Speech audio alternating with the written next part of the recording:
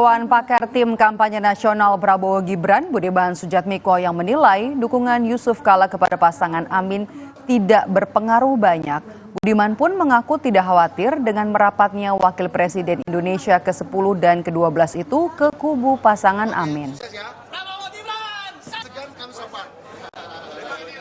Saya kira kita negara demokrasi, Pak JK punya hak demokrasi untuk memberikan dukungan pada siapapun. Juga Pak SBY juga punya hak demokrasi untuk memberikan dukungan pada siapapun. Jadi menurut saya sah-sah saja, tetapi itu tidak banyak berpengaruh dalam pengertian relawan kita tetap bekerja.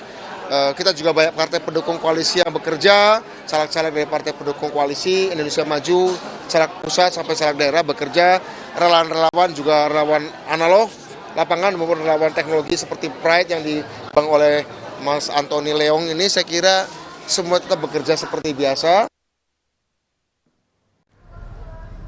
Lain halnya dengan